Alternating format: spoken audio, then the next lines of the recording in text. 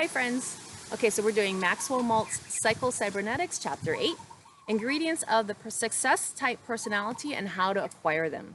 So this is number 6, Self-Confidence. And let's see here.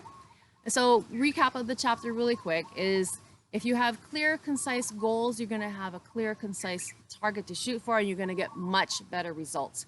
And if you have non-clear goals, then you're going to get fuzzy, unclear results. And so what he says is here are 7 personality types that a successful person would have, and this is what we should be aiming for. So start putting this into your repertoire of things to work on for yourself, and you'll see improvements.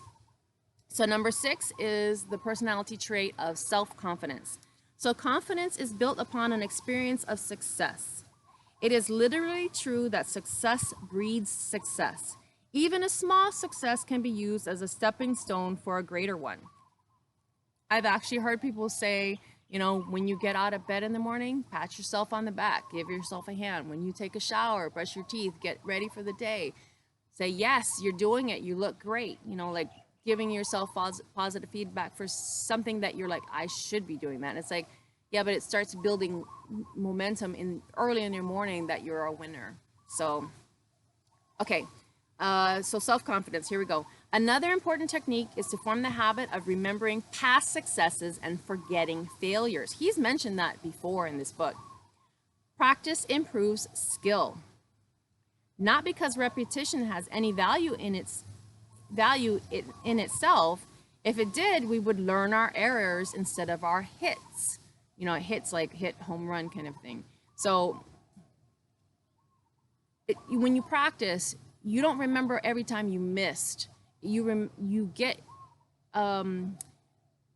this flow, and you know how it feels when you shoot the basket into the hoop, right? You know how it feels, and you start doing that more consistently, and you get more points shooting your basketball into the hoop. That's just my example for myself, but you can find one that works for you. Okay.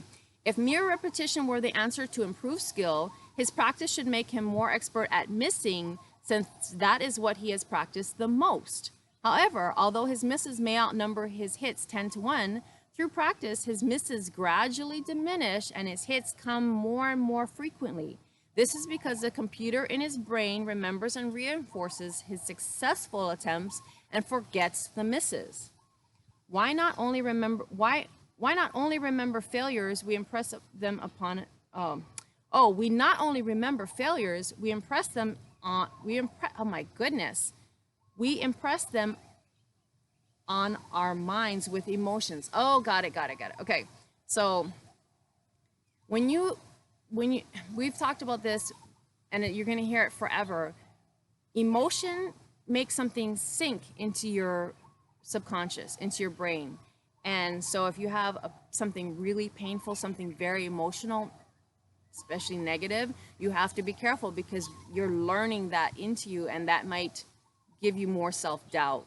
So you have to learn how to take a deep breath and let some of those things go, and you really have to celebrate your wins and remember your wins. Like, keep a library of all of your successes. Okay, so here we go. We not only remember failures, we impress them on our minds with emotion. It doesn't matter how many times you have failed in the past. What matters is the successful attempt, which should be remembered, reinforced, and dwelt upon. Okay, so remember the successful attempt, reinforce it, and dwell upon it. Think about that.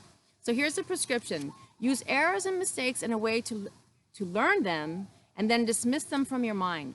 Deliberately remember and picture to yourself past successes. Everyone has succeeded at something at some time, especially when beginning a new task. Call up the feelings you experienced in some past successes, however small they might have been. So also that just kind of gives you motivation to keep going, because it's like, look, I was 3, I was 4, I learned how to tie my shoe. I thought that was the hardest thing, and look at me now, I can tie my shoes, you know. And that sounds silly, but at that time, at your little kid age, that was a big deal. Okay, so Dr. Winfred Overholser, superintendent of St. Elizabeth Hospital, he has said that recalling brave moments is to is a very sound way to restore belief in yourself. That too many people are prone to let one or two failures blot out all of the good memories. If we will systematically relive our brave moments in history, he says, we will be surprised to see we had more courage than we thought. So Dr. Overholzer, my goodness, these names are killing me today, recommends the practice of vividly remembering our past successes and brave moments as an invaluable aid whenever self-confidence is shaken. So, and we've heard this, like, keep a whole bunch of lists of things that you've done well and you succeeded at, and keep replaying them, because it reinforces in your mind that you are successful and that you will eventually get to your goal successfully and not give up. And that's kind of what this one is about. So, okay, here we go. So that was self-confidence, building your self-confidence. So everyone have a wonderful day, and do something today that your future self will be thankful you did.